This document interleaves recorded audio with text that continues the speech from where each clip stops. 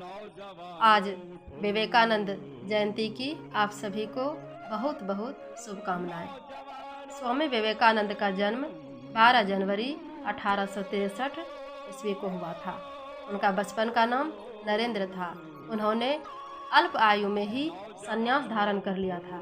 उन्होंने गृहस्थी छोड़कर नर सेवा से नारायण सेवा का संकल्प लिया था। समाज कल्याण और उनके उत्थान के लिए सदैव प्रयत्नशील रहते थे। वेद वेदांत धर्म आदि के महत्व को जनसामान्य तक पहुंचाने के लिए वह हमेशा संघर्षरत रहते थे। उनके जीवन की कई प्रेरणादायक कहानी है। उनमें से एक कहानी है, स्वामी विवेकानंद की ख्याति देश विदेश में फैली हुई थी। एक बार की बात है, विवेकानंद समारोह के लिए विदेश गए थे और उनके समारोह में बहुत से विदेशी लोग आए हुए थे।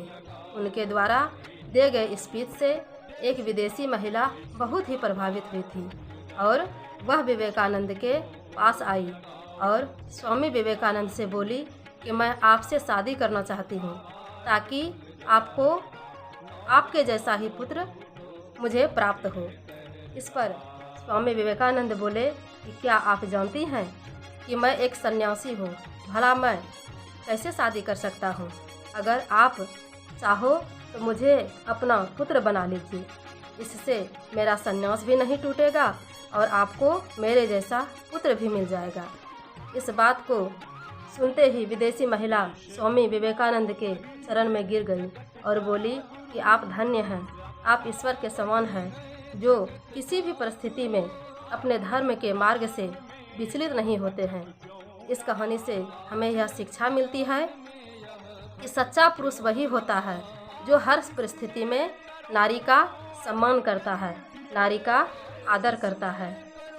एक बार स्वामी विवेकानंद अपने आश्रम में सो रहे थे कि तभी एक व्यक्ति उनके पास आया जो कि बहुत दुखी था और आते ही स्वामी विवेकानंद के चरणों में गिर पड़ा और बोला, महाराज, मैं अपने जीवन में खूब मेहनत करता हूँ, हर काम खूब मन लगा कर करता हूँ, फिर भी आज तक मैं कभी सफल व्यक्ति नहीं बन पाया।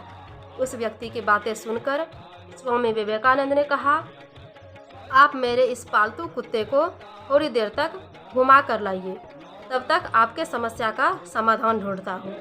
इतना कहने के बाद वह व्यक्ति कुत्ते को घुमाने के लिए चला गया और फिर कुछ समय बीतने के बाद वह व्यक्ति वापस आया तो स्वामी विवेकानंद ने कहा, उस व्यक्ति से पूछा, यह कुत्ता इतना हाँफ क्यों रहा है, जबकि तुम तो थोड़े से भी थके नहीं दिख रहे हो, आखिर ऐसा क्यों?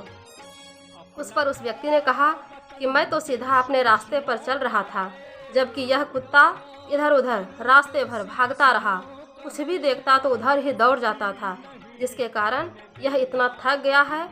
स्वामी विवेकानंद ने मुस्कुराते हुए कहा, बस यही है आपके प्रश्नों का जवाब। तुम्हारी सफलता की मंजिल तो तुम्हारे सामने ही होती है, लेकिन तुम अपने मंजिल को बजाय इधर उधर भागते हो, जिससे तुम अपने जीवन में कभी सफल नहीं हो पाते हो। यह बात सुनकर उस व्यक्ति को समझ में आ गया कि यदि सफल होना है तो हमें अपनी मंजिल पर ध्यान देना चाहिए। इस कहानी से हमें यह शिक्षा मिलती है कि हमें जो करना है, जो कुछ बनना है, उस पर ध्यान नहीं देते हैं और दूसरों को देखकर वैसा ही हम करने लगते हैं, जिसके कारण हम अपने सफलता के मंजिल के पास होते हुए भी दूर भटक जाते हैं। इसलिए अगर जीवन में सफल होना है तो हमेशा अपने लक्ष्य पर ध्यान केंद्रित करना चाहिए। आज बस इतना ही। अगर अभी तक आपने हमारे चैनल को सब्सक्राइब नहीं किए हैं तो कृपया सब्सक्राइब कर दें, ताकि हर रोज़ प्रेरणादायक ज्ञानवर्धक जानकारी इस चैनल के माध्यम से आप तक पहुंच सके।